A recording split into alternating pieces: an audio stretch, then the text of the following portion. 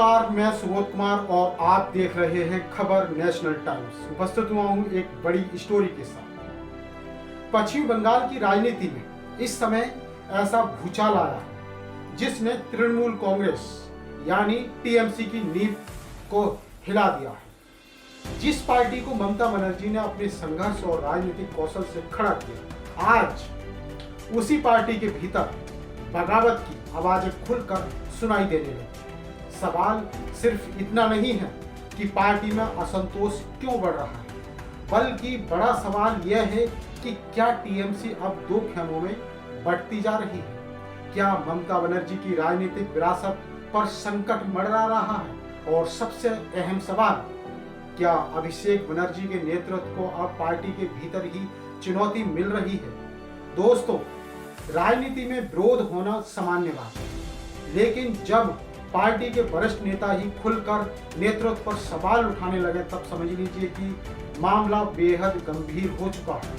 अब टीएमसी के वरिष्ठ सांसद और ममता बनर्जी के लंबे समय से भरोसेमंद माने जाने वाले कल्याण बनर्जी ने ऐसा बयान दिया है जिसने बंगाल की राजनीति में हलचल मचा दी। कल्याण बनर्जी ने साफ साफ शब्दों में ममता बनर्जी के सामने अल्टीमेटम रख दिया है। उन्होंने कहा है कि या तो अभिषेक बनर्जी को चुनिए या फिर मुझे पार्टी कार्यकर्ता के रूप में देखिए। यह कोई साधारण बयान नहीं है, यह सीधे सीधे पार्टी नेतृत्व को चुनौती है और यह संकेत भी कि टीएमसी के अंदर सब कुछ सामान्य नहीं चल रहा। आखिर ऐसा क्या हुआ कि कल तक अभिषेक बनर्जी के कानूनी मामलों को लड़ाने वाले कल्याण बनर्जी आज उनके सबसे बड़े आलोचकों में शामिल हो गए। दरअसल विवाद की जड़ एक कथित फर्जी हस्ताक्षर मामले से जुड़ी है। कल्याण बनर्जी इस मामले में अभिषेक बनर्जी के वकील थे, लेकिन आखिरी समय में उन्हें हटाकर उनकी जगह दूसरे वकील किशोर दत्ता को नियुक्त कर दिया गया। कल्याण बनर्जी का आरोप है कि उन्हें बिना किसी जानकारी के केस से हटा दिया गया और यह उनके सम्मान के खिलाफ है। उन्होंने कहा कि उनके बेटे ने फोन करके बताया कि अब उन्हें कोर्ट नहीं जाना है क्योंकि उनकी जगह किसी और को नियुक्त कर दिया गया। सोचिए, एक वरिष्ठ वकील और सांसद को इस तरह जानकारी मिले तो स्वाभाविक रूप से नाराजगी होगी। कल्याण बनर्जी यही नहीं रुके, उन्होंने अभिषेक बनर्जी पर गंभीर आरोप लगाते हुए कहा कि उन्हें वरिष्ठ का सामना करना नहीं आता।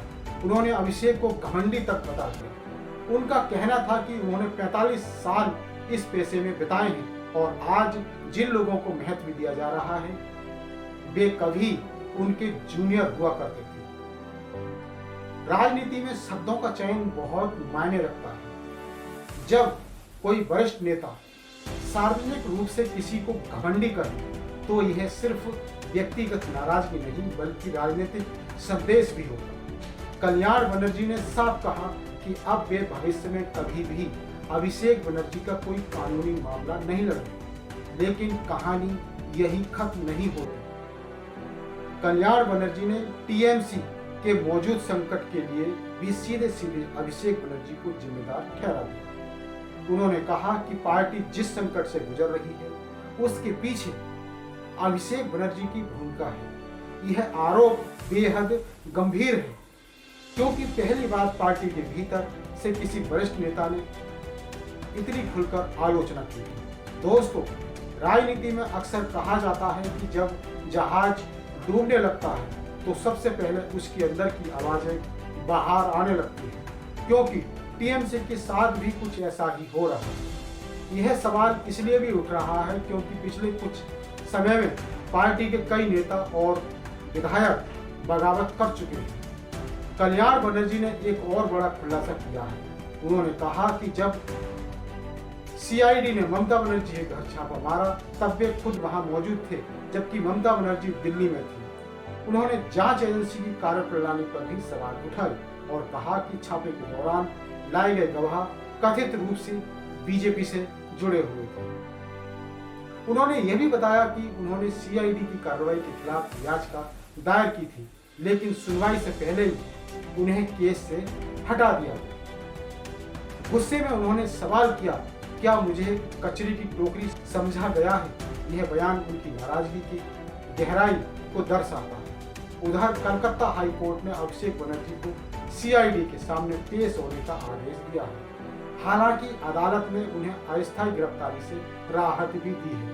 यह पूरा मामला टीएमसी के 2 पूर्व विधायकों ऋतव्रत बनर्जी और संदीपन साहा के कथित फर्जी हस्ताक्षर विवाद से जुड़ा हुआ है। अब सवाल यह उठता है कि क्या कानूनी विवाद धीरे धीरे राजनीतिक संकट में बदल रहा है? क्या यह सिर्फ शुरुआत है और आने वाले दिनों में और भी बड़े नाम खुलकर सामने आ सकते हैं? इसी बीच टीएमसी के एक और सांसद शत्रुघ्न सिन्हा का बयान भी चर्चा है। प्रधानमंत्री नरेंद्र मोदी की तारीफ करने के बाद उनके बीजेपी में जाने की अटकलें लगाई जा रही हैं, लेकिन शत्रुघ्न सिन्हा ने साफ कहा कि वे ममता बनर्जी का साथ कभी नहीं छोड़ेंगे। उन्होंने कहा कि जब मुश्किल समय में किसी ने उनका साथ नहीं दिया तब ममता बनर्जी ने उन पर भरोसा किया था, इसलिए वे भी मुश्किल समय में दीदी का साथ नहीं छोड़ेंगे। शत्रुघ्न सिन्हा ने यह भी कहा कि उन्होंने आसनसोल से चुनाव भी ममता बनर्जी के कहने पर ही लड़ा है। हालांकि राजनीतिक गलियारों में चर्चाएं अभी भी जारी हैं। वजह यह है कि बागी सांसदों की सूची में उनका नाम आने की खबरें भी सामने आई थी। ऐसे में उनका स्पष्टीकरण राजनीतिक रूप से बेहद महत्वपूर्ण माना जा रहा है।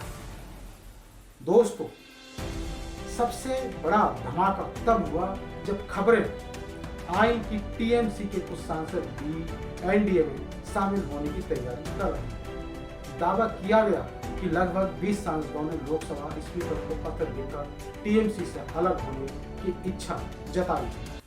हालांकि टीएमसी ने इन दावों को खारिज कर दिया, लेकिन अगर इन खबरों में थोड़ी भी सच्चाई है तो ये मामला बनर्जी के लिए बड़ा राजनीतिक संकट साबित हो सकता है, क्योंकि लोकसभा में सांसदों की संख्या किसी भी पार्टी की ताकत का महत्वपूर्ण आधार होती है। राजनीतिक विश्लेषकों का मानना है कि टीएमसी के अंदर 2 स्पष्ट धड़े बनते दिखाई दे रहे हैं। एक धड़ा ममता बनर्जी के साथ है, जबकि दूसरा धड़ा अभिषेक बनर्जी के बढ़ते प्रभाव को लेकर असहज नजर आ रहा है। यह भी सच है कि पिछले कुछ वर्षों में अभिषेक बनर्जी को पार्टी के भविष्य के नेता के रूप में देखा जाने लगा है, लेकिन क्या पार्टी के सभी वरिष्ठ नेता इस नेतृत्व को स्वीकार कर पा रहे हैं? यही वह सवाल है जिसका जवाब आने वाले दिनों में बंगाल की राजनीति तय करेगा। कल्याण बनर्जी का मामला इसलिए भी महत्वपूर्ण है क्योंकि उन्हें हमेशा ममता बनर्जी का करीबी माना जाता रहा है। उन्होंने मुश्किल समय में भी पार्टी का साथ नहीं छोड़ा, लेकिन जब उनका गुस्सा सार्वजनिक रूप से सामने आना यह दिखाता है कि पार्टी के भीतर असंतोष कितना गहरा हो चुका है। अब निगाहें ममता बनर्जी पर टिकी हैं। क्या वे इस विवाद को शांत कर पाएंगे? क्या वे कल्याण बनर्जी और अभिषेक बनर्जी के बीच बढ़ती दूरी को कम कर पाएंगे, या फिर टीएमसी में यह बगावत और तेज होगी? पश्चिम बंगाल की राजनीति में अक्सर कहा जाता है कि ममता बनर्जी संकट से निकलने की कला अच्छी तरह जानती है, लेकिन इस बार चुनौती बाहर से कम और भीतर से ज्यादा दिखाई दे रही है। आने वाले दिनों में अगर बागी नेताओं की संख्या बढ़ती है तो इसका असर सिर्फ टीएमसी पर नहीं बल्कि पूरे बंगाल की राजनीति पर पड़ सकता है। बीजेपी लंबे समय से बंगाल में अपनी पकड़ मजबूत करने की कोशिश कर रही है और टीएमसी की अंदरूनी कलह विपक्ष के लिए अवसर बन सकती है। अब देखना यह होगा कि क्या ममता बनर्जी अपने संगठन को एकजुट रख पाती है या फिर यह राजनीतिक तूफान टीएमसी को नई दिशा में लेकर आएगा। फिलहाल इतना तय है कि बंगाल की राजनीति एक नए मोड़ पर खड़ी है और आने वाले दिन बेहद दिलचस्प होने वाले हैं। आप क्या सोचते हैं? टीएमसी में सचमुच बड़ी टूट होने वाली है? क्या अभिषेक बनर्जी का नेतृत्व चुनौती के घेरे में है?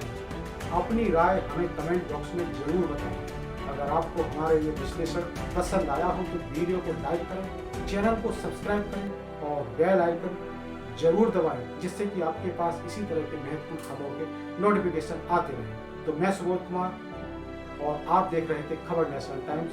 बहुत बहुत धन्यवाद। नमस्कार। जय हिंद, जय भारत, जय संविधान।